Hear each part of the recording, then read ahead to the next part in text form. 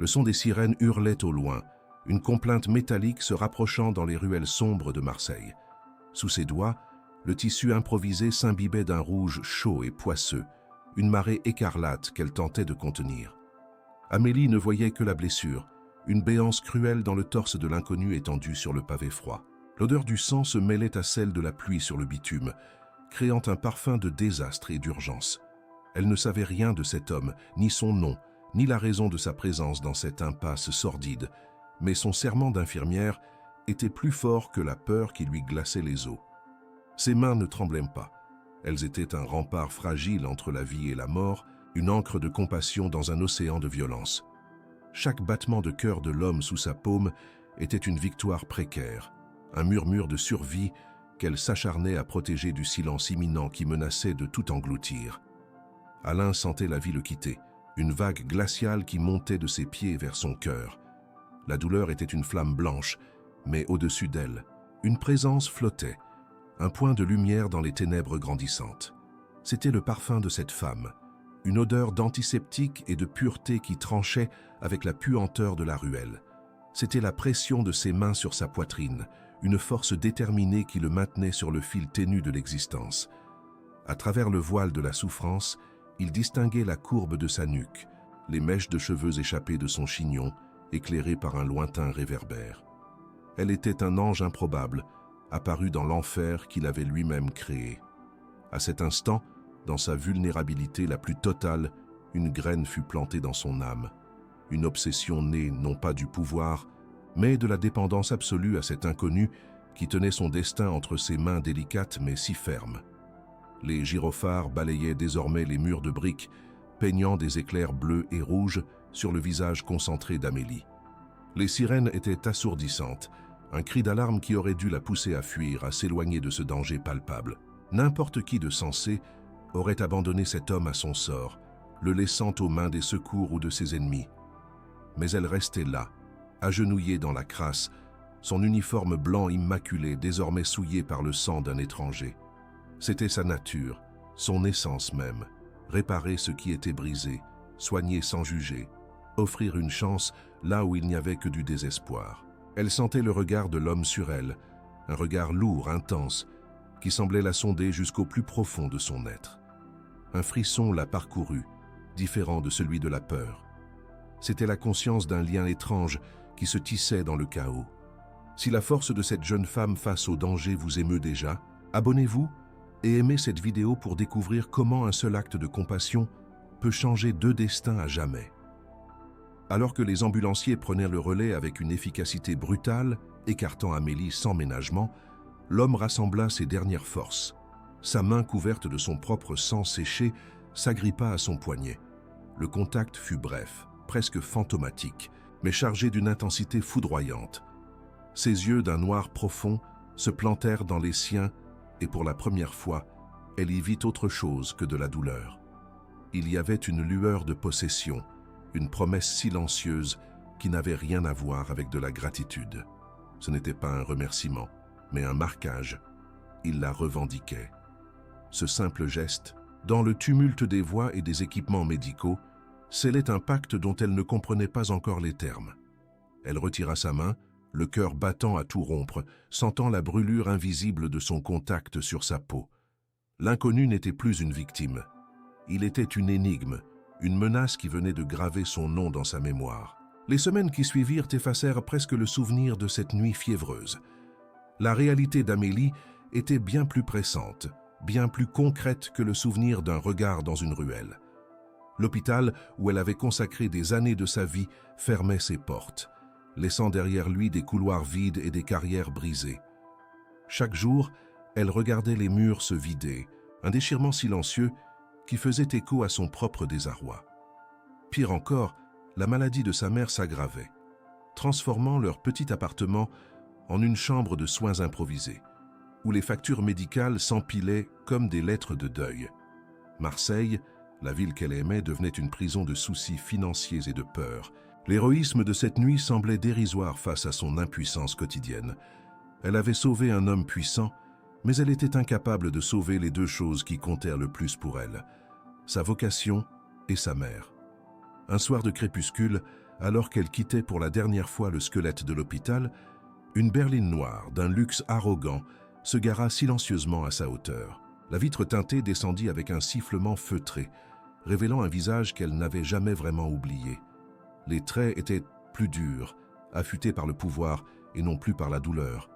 Vêtu d'un costume impeccable, Alain la fixait avec la même intensité prédatrice que dans la ruelle. Il n'y avait aucune trace de l'homme vulnérable qu'elle avait sauvé. Il était l'incarnation de l'autorité, un roi dans son royaume d'ombre. Il ne sourit pas, ne la salua pas. Sa voix, grave et calme, rompit le silence de la rue déserte, prononçant son nom comme s'il lui appartenait depuis toujours. Amélie. Ce seul mot ne contenait pas une question, mais une convocation. Le destin ne frappait pas à sa porte. Il venait la chercher sur le seuil de ses ruines, avec le visage d'un diable qu'elle avait ramené à la vie. Son regard était une ancre qui la tirait vers le fond d'un océan glacé, un abîme de pouvoir et de silence. Amélie se sentait nue sous cette observation, dépouillée de son uniforme, de sa vocation, de tout ce qui la définissait. La carrosserie de la voiture, d'un noir si profond qu'elle absorbait la lumière du crépuscule, était une insulte à la façade décrépite de l'hôpital, aux murs qui portaient encore l'écho des vies qu'elle avait tenté de sauver. Cet homme, Alain, n'était plus le corps brisé qu'elle avait protégé de ses mains. Il était une force de la nature, un prédateur revenu réclamer non pas sa vie, mais la sienne comme un dû. La rue autrefois familière, théâtre de ses allées et venues quotidiennes, se transformait en une scène où elle n'était plus qu'une actrice involontaire, piégée dans un drame dont elle ne connaissait ni le titre ni le dénouement. Chaque seconde d'immobilité semblait étirer le temps, tordant le fil de son existence en un nœud inextricable. Elle se souvint d'une autre vie, une vie qui semblait appartenir à une autre femme. Une vie où ses mains n'étaient pas vides et tremblantes, mais occupées à apaiser la fièvre, à suturer les plaies, à offrir le réconfort d'un simple contact. Elle se revit, plus jeune, recevant son diplôme avec une fierté qui illuminait le visage de sa mère, alors en pleine santé. L'odeur des couloirs de l'hôpital, ce mélange d'antiseptiques et de souffrance humaine, avait été le parfum de sa raison d'être. Chaque patient était une histoire, chaque guérison une victoire personnelle. Elle était Amélie, l'infirmière, un pilier de douceur dans un monde de douleur. Mais ce monde s'était effondré. Les portes de l'hôpital s'étaient fermées comme celles d'un tombeau, emportant avec elles son identité, la laissant à la dérive dans un présent où son savoir-faire ne valait plus rien, où ses mains si habiles ne servaient plus qu'à compter les pièces pour acheter les médicaments de sa mère. Le luxe arrogant de la présence d'Alain n'était pas seulement une confrontation privée, c'était un spectacle public. Quelques-uns de ses anciens collègues, attardés comme elle pour un dernier adieu silencieux à leur lieu de travail, assistaient à la scène, leur visage un mélange de curiosité et de jugement. Elle sentait leur regard peser sur elle, des aiguilles invisibles piquant sa peau. Les murmures se propageaient comme un poison dans l'air, transformant sa détresse en un scandale sordide. Qui était cet homme? Que lui voulait-il? La compassion qu'il lui témoignait autrefois se muait en suspicion. Elle n'était plus la collègue dévouée, mais la femme abordée par un homme puissant dans une voiture de luxe. La honte la submergea, une vague brûlante qui montait à ses joues. Alain, par sa simple apparition, venait de la marquer au fer rouge, l'isolant du peu de monde qui lui restait, la transformant en une énigme, en une proie. Ce soir-là, son petit appartement lui parut plus exigu et plus sombre que jamais. Chaque objet lui renvoyait l'image de son échec. La pile de factures sur la table de la cuisine était une montagne de papier qui menaçait d'ensevelir ses derniers espoirs. Dans la chambre voisine, la respiration difficile de sa mère était la bande-son de son impuissance. Amélie s'approcha de la fenêtre, le verre froid sous ses doigts. Les lumières de Marseille scintillaient au loin, une promesse de vie et d'opportunité qui lui semblait désormais inaccessible. Elle n'était plus qu'une spectatrice de sa propre existence, piégée derrière une vitre de désespoir. Pourtant, au fond d'elle, une étincelle refusait de s'éteindre. Une flamme de défi, nourrie par l'amour inconditionnel pour sa mère. Elle ne se laisserait pas sombrer. Si le monde lui tournait le dos, elle trouverait un autre chemin, même s'il la menait à travers les ténèbres les plus profondes. La carte de visite qu'Alain lui avait tendue, avant de disparaître dans la nuit, pesait 1 tonne dans sa main. Un simple rectangle de carton, mais il contenait le poids d'une décision impossible. D'un côté, son honneur, sa dignité, la femme qu'elle avait toujours été. De l'autre, la survie de sa mère, la fin de l'angoisse financière, une porte de sortie de cette prison de dettes et de maladies. Le nom gravé en lettres d'or brillait faiblement sous la lumière de la lampe, un nom qui était à la fois une promesse et une menace. Elle ferma les yeux et le visage de sa mère lui apparut, souriant, tel qu'il était avant que la maladie ne vole ses couleurs. Ce souvenir fut le catalyseur. Sa fierté était un luxe qu'elle ne pouvait plus s'offrir. Sa vocation de soignante prenait une forme nouvelle et tordue. Pour guérir sa mère, elle devait se sacrifier, vendre une partie de son âme au diable qu'elle avait sauvé. Avec une lenteur infinie, comme si chaque mouvement la condamnait un peu plus, elle prit son téléphone. Ses doigts tremblaient en composant le numéro. Le silence qui précéda la première sonnerie fut le plus long de sa vie, un vide où elle fit le deuil de son innocence. Elle vit son propre reflet dans l'écran noir du téléphone, un visage pâle et déterminé, les yeux brillants de larmes non versées. Ce n'était pas un acte de faiblesse, se dit-elle, mais le plus grand acte de force qu'elle ait jamais accompli. C'était un choix fait par amour, un sacrifice ultime sur l'autel de la dévotion filiale. Lorsque la voix grave et calme d'Alain répondit à l'autre bout du fil, elle ne flancha pas. Sa propre voix, lorsqu'elle prononça le seul mot nécessaire, « j'accepte », était celle d'une étrangère, une femme qui venait de franchir un seuil sans retour, entrant de son plein gré dans la cage dorée qui lui était offerte. Le bureau d'Alain n'était pas une pièce, c'était un territoire. Situé au sommet d'un gratte-ciel qui dominait le vieux port, il offrait une vue panoramique sur Marseille, la ville étendue à ses pieds comme un tapis de conquête. Le silence y était absolu, oppressant, seulement brisé par le murmure lointain de la circulation, qu'un son qui ne parvenait qu'assourdi à travers les immenses baies vitrées. Amélie se tenait au centre de cet espace glacial, sur un sol de marbre si poli qu'il reflétait sa silhouette tremblante comme un fantôme dans l'eau. L'air sentait le cuir, le bois précieux et quelque chose de plus froid, de plus métallique, l'odeur même du pouvoir. Elle se sentait minuscule, une intruse dans ce sanctuaire dédié à la puissance d'un seul homme, un lieu conçu non pas pour accueillir, mais pour intimider, pour rappeler à chaque visiteur sa place insignifiante dans l'ordre du monde qu'Alain avait bâti, pierre par pierre, ombre par ombre. Il était assis derrière un bureau monumental, une plaque de verre et d'acier qui semblait flotter dans l'espace. Il ne la regarda pas tout de suite, laissant le silence faire son œuvre, la laissant mariner dans son propre malaise. Quand il leva enfin les yeux, ce fut avec une lenteur calculée, un mouvement de prédateur qui a tout son temps. Son regard était identique à celui de la ruelle, mais débarrassé de la douleur, ne laissant place qu'à une intensité brûlante, une possessivité qui la déshabillait de toutes ses défenses. Il portait un costume sombre qui épousait parfaitement sa carrure puissante, mais sous le tissu coûteux, elle devinait encore les cicatrices qu'elle avait soignées, un secret partagé qui créait entre eux un lien aussi intime que terrifiant. Elle redressa les épaules, refusant de baisser les yeux, son unique acte de rébellion dans cette arène où elle était manifestement la proie désignée, une flamme de défi dans l'immensité glacée de son empire.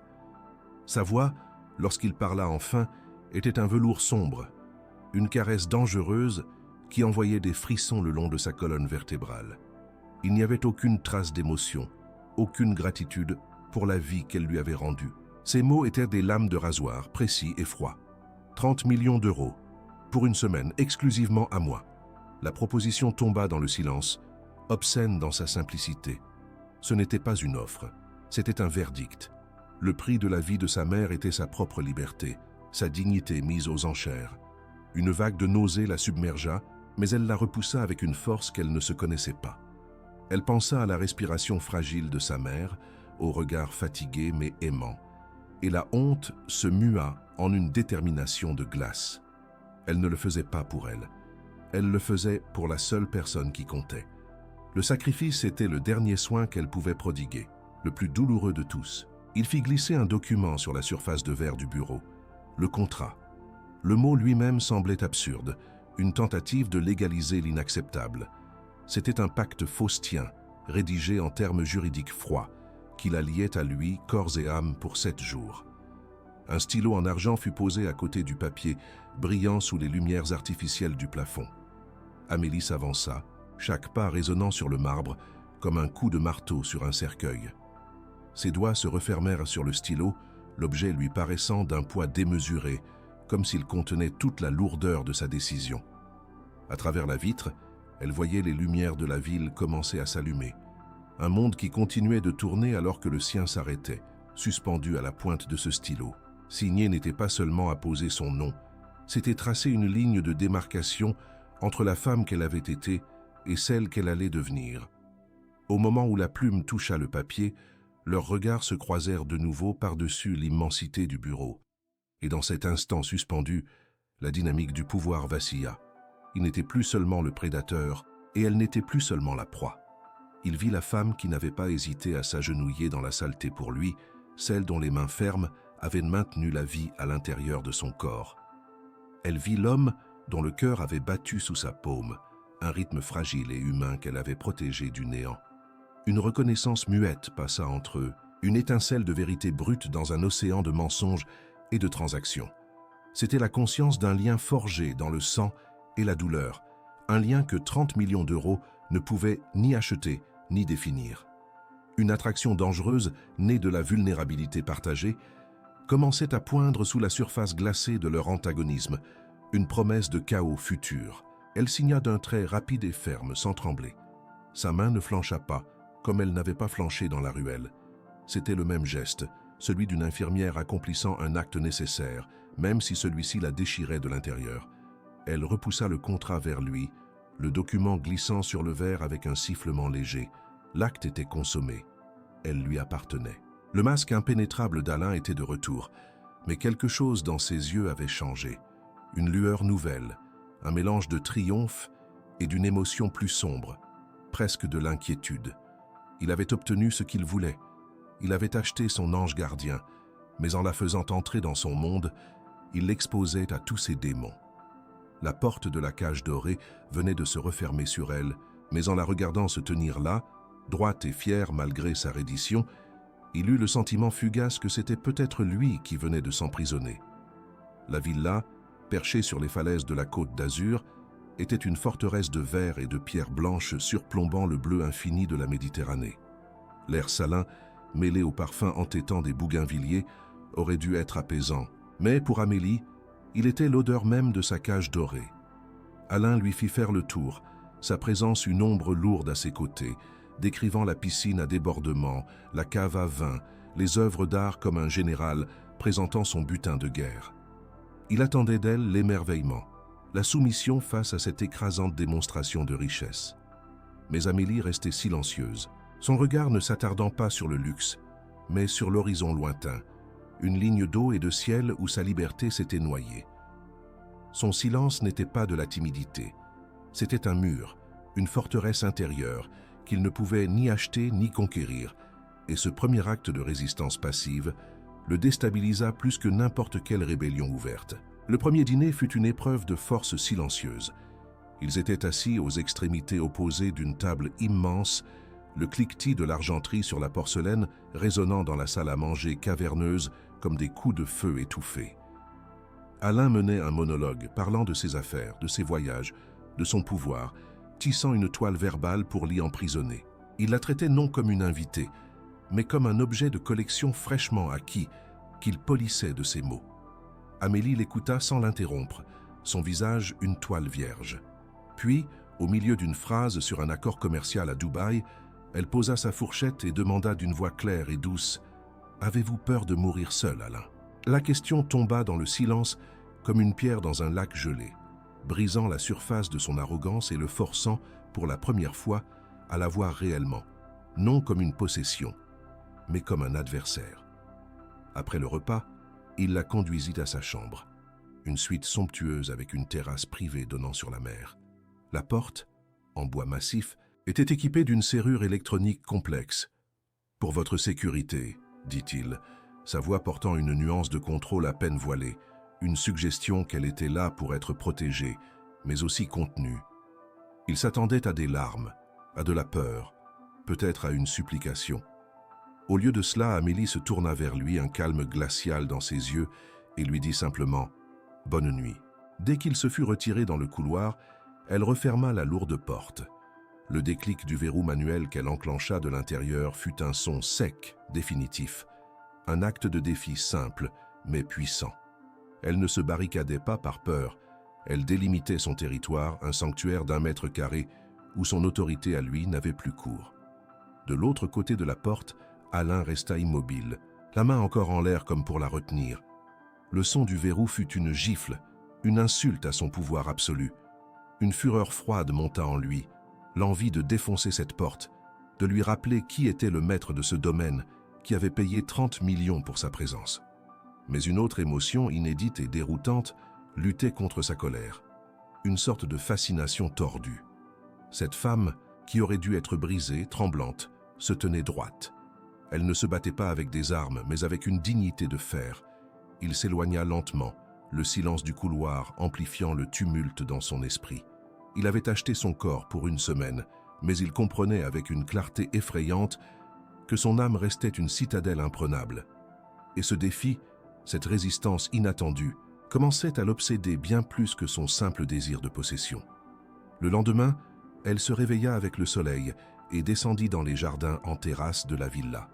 Elle ignora la piscine, le mobilier de luxe, et trouva un petit coin sauvage, un carré de lavande et d'herbes aromatiques que les jardiniers semblaient avoir oublié. C'était un morceau de Provence authentique au milieu de cette opulence stérile. Elle s'agenouilla, ses doigts effleurant les brins de lavande, respirant leur parfum familier, un arôme de son enfance, de sa vie d'avant.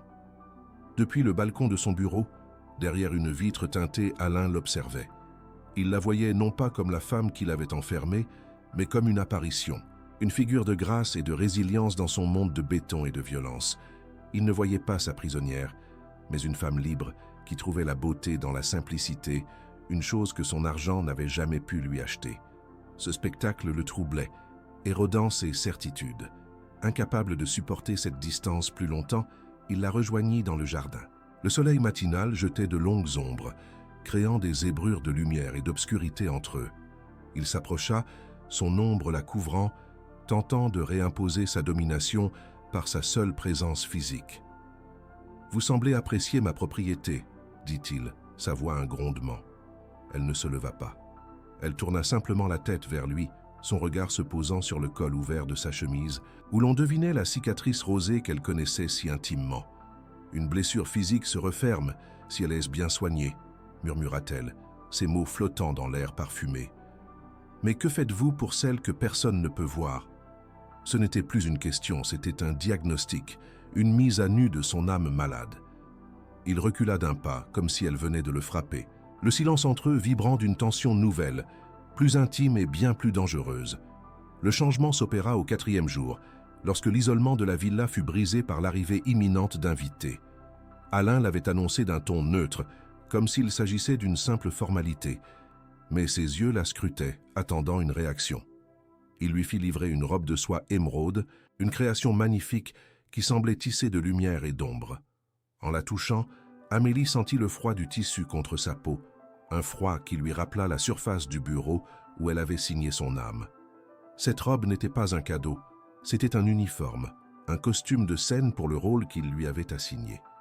Elle devait être la parure de son geôlier, le joyau qu'il exhiberait pour prouver au monde sa puissance.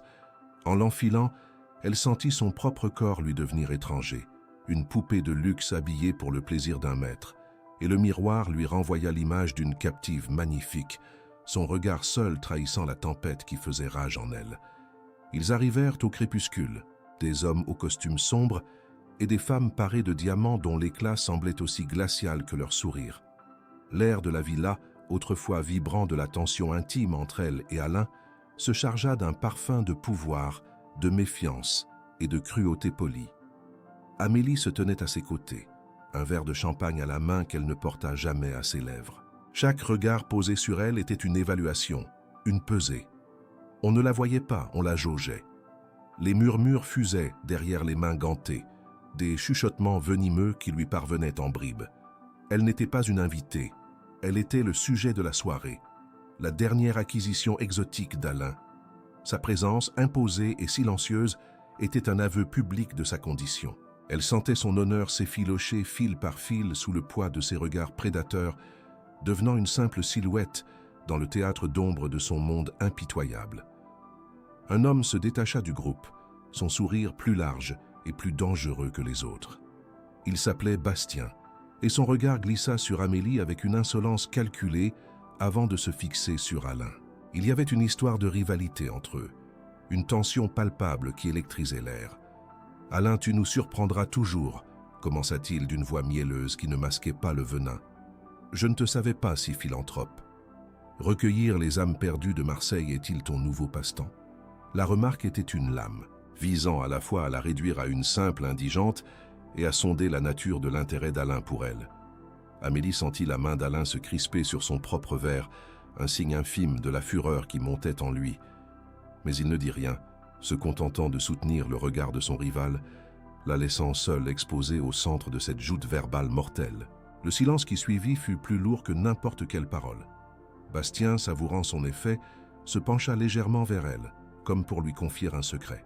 « Dites-moi, mademoiselle », sa voix baissant d'un ton pour devenir faussement confidentielle mais assez forte pour que le cercle proche puisse entendre, quel est le prix de la compassion de nos jours? J'ai entendu une rumeur folle, 30 millions, n'est-ce pas, pour une petite semaine de dévotion. Le monde d'Amélie s'arrêta. Le son des vagues, la musique lointaine, les rires feutrés, tout disparut. Il ne restait que ce chiffre, obscène, suspendu dans l'air, la dépouillant de tout ce qu'elle était. Son sacrifice, l'acte d'amour désespéré pour sa mère, était devenu une transaction sordide, le sujet d'une conversation mondaine. Le sang quitta son visage, la laissant pétrifiée, le souffle coupé, son âme mise à nu et piétinée devant une assemblée de monstres. Tous les yeux étaient désormais rivés sur elle, avides de voir sa réaction, de se repaître de sa honte. Elle chercha le regard d'Alain, une supplique muette pour qu'il la défende, qu'il démente, qu'il la sauve de cette exécution publique. Mais le visage d'Alain était un masque de fureur glaciale. Sa réponse, quand elle vint, ne fut pas pour elle, mais pour son rival. « Ce qui est à moi ne te regarde pas, Bastien. Fais un pas de plus, et tu le regretteras jusqu'à la fin de ta très courte vie. » Ces mots, prononcés d'une voix basse et mortelle, ne firent que confirmer son statut. « Ce qui est à moi. » Il ne la défendait pas, il défendait sa propriété. Il ne protégeait pas sa dignité. Il protégeait son orgueil. À cet instant, la cage dorée se referma sur elle avec une violence inouïe, non pas par des barreaux de fer, mais par les mots possessifs de l'homme qui l'avait achetée et qui venait de la marquer comme son bien devant tous. Une force inconnue lui permit de se redresser, de lever le menton et de soutenir le regard de la foule pendant une seconde qui dura une éternité. Elle ne pleurerait pas. Elle ne leur donnerait pas cette satisfaction. D'une voix qui ne trembla pas, elle murmura simplement « Excusez-moi ». Puis elle tourna les talons et s'éloigna, traversant la terrasse comme une reine déchue, quittant son royaume en ruine. Chaque pas était une agonie, sentant les regards la poignarder dans le dos. Elle ne retourna pas dans sa chambre, ce sanctuaire profané. Elle descendit les marches de pierre jusqu'au petit jardin de lavande, son seul refuge. Là, dans l'obscurité, cachée du monde, elle s'effondra enfin, les larmes silencieuses coulant sur ses joues, pleurant non pas la honte, mais la femme qu'elle avait été, celle dont la fierté venait d'être assassinée pour 30 millions d'euros. La nuit s'étira dans un silence de plomb, une fois les derniers échos des voitures de luxe dissipés dans l'air salin. Alain errait seul dans les vastes pièces de la villa, désormais froides et impersonnelles. Les verres à moitié vides et les canapés en désordre témoignaient d'un monde de faux semblants qu'il avait lui-même orchestré, un théâtre cruel dont Amélie avait été la victime innocente. Sa colère contre Bastien s'était muée en un sentiment plus amer, un dégoût de lui-même. En la revendiquant comme sa propriété, il n'avait fait que confirmer l'insulte, la protégeant non pas elle, mais son propre orgueil de mâle dominant. Il s'arrêta devant la baie vitrée qui donnait sur les jardins obscurs où elle s'était réfugiée. Il avait voulu posséder l'ange qui l'avait sauvée, mais il n'avait réussi qu'à souiller ses ailes, la précipitant dans la fange de son propre univers corrompu. La solitude qui l'enveloppa alors fut la plus profonde qu'il ait jamais connue. Amélie ne remonta pas. Elle resta dans l'ombre du jardin de lavande, un spectre vêtu de soie émeraude, jusqu'à ce que le silence redevienne total. La brise marine, qui aurait dû être une caresse, lui semblait glaciale. portant avec elle les murmures venimeux et les regards avides. Elle se sentait souillée, non pas physiquement, mais dans son essence même. Le sacrifice qu'elle avait consenti pour sa mère, cet acte ultime d'amour filial, avait été réduit à une transaction vulgaire, un chiffre jeté en pâture à des loups. Elle enleva ses chaussures de luxe, sentant le contact rugueux de la terre sous ses pieds nus, une tentative désespérée de se reconnecter à quelque chose de réel, de pur. Le bruit des vagues qui se brisaient contre les falaises en contrebas était une complainte sans fin, l'écho parfait de son cœur brisé. La villa illuminée derrière elle n'était plus une cage dorée mais un mausolée où sa dignité reposait. Le lendemain, une distance infranchissable s'installa entre eux, un abîme de silence et de regret. Alain s'enferma dans son bureau, les écrans de surveillance allumés, mais son regard ne quittait jamais celui qui montrait Amélie. Il la voyait marcher le long du sentier côtier, une silhouette frêle mais déterminée face à l'immensité de la mer. Elle ne se tournait jamais vers la maison. Elle l'ignorait, l'effaçait de son existence, et cette indifférence était un châtiment plus subtil et plus douloureux que n'importe quelle accusation. Il avait l'habitude de briser la volonté des hommes par la force. Mais comment combattre une résistance faite de silence et de dignité blessée? L'envie de la rejoindre, de tenter une réparation maladroite, le consumait. Mais les mots lui manquaient. Les excuses étaient une langue qu'il n'avait jamais apprise, un signe de faiblesse qu'il ne s'était jamais autorisé à montrer. De son côté, Amélie créait son propre sanctuaire loin de l'opulence de la villa. Elle passait ses heures dans le petit jardin sauvage, ses mains s'occupant des herbes aromatiques, un geste familier qui lui rappelait sa vie d'avant, une vie où ses mains servaient à guérir, pas à se vendre. Elle déclina poliment les plateaux repas somptueux que le personnel lui apportait, se contentant de pain et d'eau, un jeûne symbolique pour se purifier de l'humiliation, pour rejeter la richesse qui l'avait avilie. Son esprit ne cessait de rejouer la scène de la veille, mais la colère laissait peu à peu place à une tristesse profonde. Elle ne pensait plus à Alain comme à un monstre, mais comme à un homme tragiquement seul, emmuré dans une forteresse de pouvoir, incapable de se connecter au monde autrement que par la domination et le contrôle. Il était aussi prisonnier que elle, mais sa cage était bien plus terrible, car il l'avait construite lui-même. La soirée tomba, drapant la côte d'un voile de velours indigo. Alain se tenait sur son balcon, un verre de whisky à la main, le liquide ambré aussi immobile que lui. Son regard plongeait dans l'obscurité du jardin en contrebas, cherchant une forme, un mouvement, un signe de sa présence. Il se sentait ridicule, un roi déchu observant son royaume déserté. Toute sa vie, il avait mesuré sa valeur à l'aune de ce qu'il pouvait acquérir, contrôler, posséder. Mais cette femme, qu'il avait achetée et enfermée, lui échappait totalement. Il n'avait jamais désiré quelque chose avec autant de force, et il ne s'agissait plus seulement de son corps ou de sa présence. Il désirait son pardon. Il désirait la lumière qu'il avait vue dans ses yeux dans la ruelle, cette compassion pure qu'il avait si brutalement éteinte. Il était un homme qui avait tout et qui réalisait soudain qu'il n'avait rien de ce qui comptait vraiment. Au même moment, dans l'ombre du jardin, Amélie leva les yeux. Elle vit sa silhouette sombre se découper sur les lumières de la villa, une figure de solitude et de pouvoir impuissant.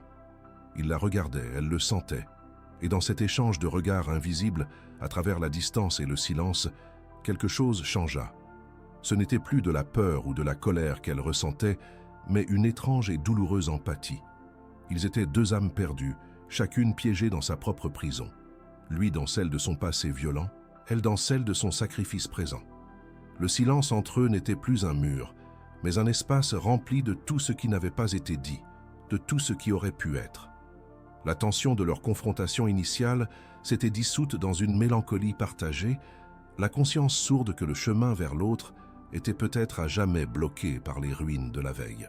Le silence de la villa était devenu une entité à part entière, un linceul de velours tendu sur les regrets et les non-dits. Poussée par une force qu'elle ne comprenait pas, une nécessité viscérale de trouver un sens à la cruauté de cet homme, Amélie se glissa hors de sa chambre. La lune, pleine et blanche, inondait les couloirs de marbre d'une lumière spectrale. Le bureau d'Alain était la seule pièce où elle n'était jamais entrée, le cœur de son empire, le sanctuaire de son pouvoir. La porte était entr'ouverte, une invitation silencieuse dans la nuit. Elle hésita, le cœur battant contre ses côtes, sentant le poids de la transgression. Mais le souvenir de son humiliation était une braise ardente qui la poussait en avant, non pas pour se venger, mais pour comprendre la nature du monstre qu'il avait à la fois acheté et protégé avec la même fureur possessive. Elle franchit le seuil, entrant dans l'antre du loup. L'air y était plus froid, imprégné de l'odeur du cuir, du papier ancien et du parfum subtil de son whisky. Rien ne semblait personnel. Chaque objet était une déclaration de puissance, un trophée. Pourtant, son instinct d'infirmière, habituée à chercher les symptômes cachés, la guida vers un pan de mur lambrissé qui semblait légèrement différent des autres. Une pression délicate révéla non pas un coffre-fort, mais une porte dérobée, menant à une petite pièce attenante, presque un placard. À l'intérieur, pas d'armes ni de liasses de billets, mais des classeurs méticuleusement rangés. Le premier qu'elle ouvrit contenait les plans et les bilans financiers d'un orphelinat dans les quartiers nord de Marseille, le quartier même où elle avait grandi. Les chiffres étaient vertigineux, des dons anonymes s'élevant à des millions, finançant l'éducation, les soins, la vie entière de dizaines d'enfants dont le monde avait oublié l'existence. Son souffle se coupa. C'était impossible, un paradoxe qui faisait vaciller toutes ses certitudes. Cet homme, ce marchand d'ombre qui monnayait la vie et la dignité, était aussi un ange gardien silencieux. Au fond d'une boîte en métal, sous les rapports financiers, elle trouva autre chose. Des dessins d'enfants maladroits, des arcs-en-ciel et des maisons tordues, tous adressés à un mystérieux Monsieur A. Et puis, une seule photographie, une image sépia usée par le temps. Elle représentait un jeune homme qui n'était pas encore un roi des ombres, ses yeux riant au soleil, une femme à ses côtés et un petit garçon sur ses épaules. Une famille disparue. La cicatrice sur son torse n'était rien comparée à celle invisible et béante que cette photo révélait. La tragédie qu'il portait en lui n'était plus une supposition, c'était une certitude qui expliquait la forteresse qu'il avait bâtie autour de son cœur. Elle referma la boîte avec des mains tremblantes, les larmes brouillant sa vue. La colère, la honte, la peur, tout s'évapora, remplacé par une vague de compassion si intense qu'elle lui coupa les jambes. Elle s'appuya contre le mur, la photo pressée contre sa poitrine. Alain n'était pas un monstre. C'était un homme brisé par une perte si immense qu'il avait décidé de détruire le monde avant que le monde ne puisse le blesser à nouveau. Son obsession pour elle, son besoin de la posséder, n'était peut-être que la tentative désespérée et maladroite de s'accrocher à la seule personne qui avait vu sa vulnérabilité, qui l'avait touchée sans intention de lui nuire. Elle ne voyait plus un geôlier mais un compagnon de captivité, prisonnier comme elle d'un passé qui refusait de mourir. Elle devait lui parler, lui montrer qu'elle avait compris. Mais alors que cette résolution naissait en elle, un bruit brutal déchira la quiétude de la nuit. Le crissement de pneus sur le gravier de l'allée, suivi du claquement sec de portières. Des voix d'hommes, basses et dures, qui n'appartenaient pas au personnel de la villa. Une alarme silencieuse se déclencha dans son esprit. Elle sortit de la pièce secrète, se glissant jusqu'à la fenêtre du grand bureau. 2 berlines noires étaient garées devant l'entrée, leurs phares éteints. Des silhouettes sombres se déplaçaient avec une efficacité militaire, neutralisant les quelques gardes postés à l'extérieur. Un frisson de terreur pure la parcourut. Ce n'était pas une visite, c'était une invasion. Et elle comprit avec une clarté effroyable qu'ils n'étaient pas là pour l'argent ou les œuvres d'art. Ils étaient là pour elle, la seule faiblesse visible du grand Alain. La porte du bureau vola en éclats. 2 hommes firent irruption, leurs visages masqués par des cagoules, ne laissant voir que des yeux froids et déterminés. Elle n'eut pas le temps de crier. Une main gantée se plaqua sur sa bouche, étouffant son appel à l'aide. On la souleva de terre sans effort, son corps devenant une poupée de chiffon entre leurs bras puissants. Alors qu'il l'entraînait hors de la pièce, son regard se posa une dernière fois sur le bureau monumental, sur la baie vitrée qui reflétait la lune indifférente. Ses doigts se crispèrent sur la seule chose qu'elle avait réussi à garder, la vieille photographie sépia. C'était devenu un talisman, le symbole de l'homme qu'elle venait de découvrir et que ses ennemis utilisaient maintenant pour le détruire. Elle n'était plus une captive, elle était une arme tournée contre lui. Le hangar désaffecté sur les quais de Marseille sentait la rouille, le sel et le poisson pourri. Une odeur de fin du monde qui contrastait violemment avec le parfum des bougainvilliers de la villa. Alain se tenait dans l'embrasure béante, seul, une silhouette découpée dans la lumière blafarde du port. Il avait renoncé à ses hommes, à son protocole, à son armure de pouvoir. Il n'était plus un roi, juste un homme marchant vers son échafaud. Au centre de l'immense espace, sous une ampoule nue qui se balançait doucement, elle était là, ligotée à une chaise, le visage pâle, mais ses yeux, lorsqu'ils croisèrent les siens, brillaient d'un feu intact. Bastien se tenait à côté d'elle, un sourire suffisant sur le visage, savourant sa victoire. Mais Alain ne le voyait pas. Il ne voyait qu'Amélie, l'encre de son monde chaviré, le seul trésor qu'il lui restait à perdre, et une terreur pure, une émotion qu'il croyait avoir éradiquée de son âme, lui serra le cœur comme un étau de glace. Bastien commença son monologue de vainqueur, énumérant les territoires, les routes commerciales, les parts de son empire qu'il exigeait en échange de la vie d'Amélie. Il pressa la lame d'un couteau contre la peau douce de sa gorge, un geste lent et théâtral. Le regard d'Alain ne quitta pas celui d'Amélie, une communication silencieuse et désespérée passant entre eux. Puis, d'une voix rauque, méconnaissable, il parla. « Prends tout !» Les mots tombèrent dans le silence du hangar, lourds et irrévocables. Le port, les quartiers nord, l'intégralité de mes affaires, tout est à toi. Il laissa tomber son arme, un pistolet lourd qui heurta le béton dans un claquement sec et final. Ce son n'était pas celui d'une défaite, mais celui des chaînes de son propre empire se brisant. Il venait de démanteler une vie de conquête sans une once d'hésitation, prouvant que la valeur de cette femme dépassait de loin celle de son royaume de violence et d'ombre. Les larmes coulaient silencieusement sur les joues d'Amélie, non pas de peur, mais d'une émotion bouleversante. Elle ne voyait plus le monstre ni le geôlier, mais l'homme de la photographie, un homme capable d'un sacrifice absolu, un homme qui avait déjà tout perdu une fois et qui était prêt à revivre ce déchirement pour elle. Bastien, déconcerté par cette capitulation totale et immédiate, marqua une seconde d'hésitation, son triomphe soudainement fade.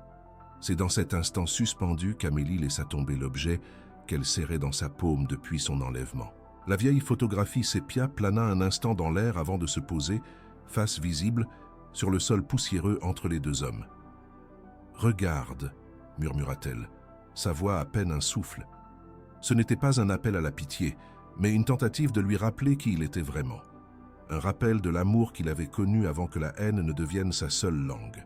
La vue de cette relique, ce fragment de son âme perdue, exposé sur le sol immonde du hangar, fut l'étincelle qui embrasa la poudrière.